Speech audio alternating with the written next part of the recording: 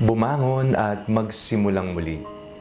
Ako po si Father Fiel Pareha at ito po ang ating segment, ang Daily Devotion, na kung saan tayo po ay magdarasal, magbabasal, magninilay kasama ng salita ng Diyos sa buong taon. Manalangin tayo. Sa ngalan ng Ama, ng Anak at ng Espiritu Santo. Amen. Halina, banal na Espiritu, liwanagan mo ang aming puso at isip ng maunawaan at may sa buhay namin ang iyong salita. Amen. Our Bible passage for today is from the book of the Acts of the Apostles, chapter 9, verses 31 to 35, and I read it for you. Meanwhile, the church throughout Judea, Galilee, and Samaria had peace and was built up, living in the fear of the Lord and in the comfort of the Holy Spirit. It increased in numbers.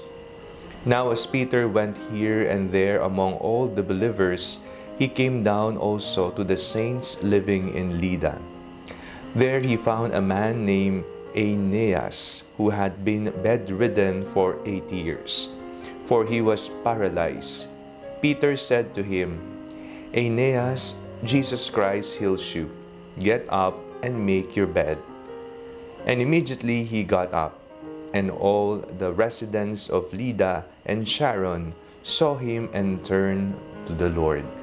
Ang pagbangon ay isang simbolo ng paggaling, pagsisimulang muli, at ng buhay.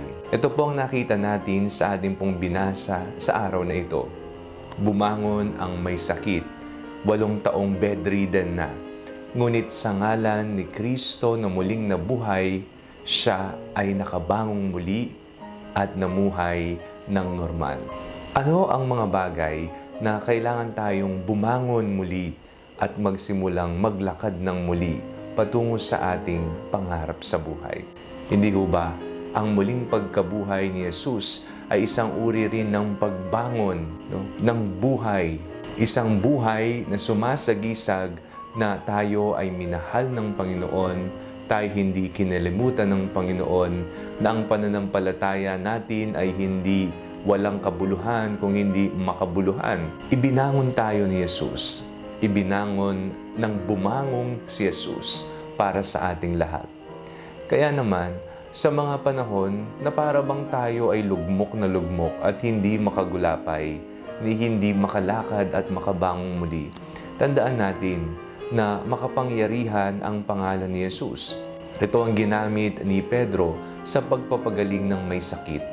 In the name of Jesus Christ, tayo ay babangon muli, tayo ay gagaling, tayo ay makapagsimulang muli sa buhay. Lagi po nating ipagdasal, kamukha po ng mga unang Kristiyano nating binasa na dumami sa numero, miyembro, dahil may takot sila sa Diyos at sa pamagitan na rin ng banal na Espiritu, na sa tuwing tayo po ay natatakot, nalulugmok at hindi makabangon, sa ngalan ni Jesus, tayo ay makapagsisimulang muli. Manalangin tayo. Panginoong Hesukristo, nais po naming magbagong buhay, nais po naming magsimulang muli, makalakad patungo sa katuparan ng aming mga pangarap. Hindi po namin magagawa ito sa ganang aming lakas, kundi sa iyong tulong, kami po ay magtatagumpay sa aming buhay. Amen. Sa ngalan ng Ama, ng Anak, at ng Espiritu Santo.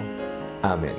Huwag po ninyong kalimutang i-like ang video ito, mag-comment po kayo and share it with your family and friends.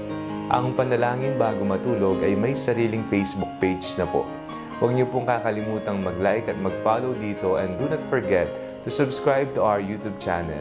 I-click niyo lamang po ang link na nasa description ng video ito. O kaya naman po, just search Father Fiel Pareha. God bless you po.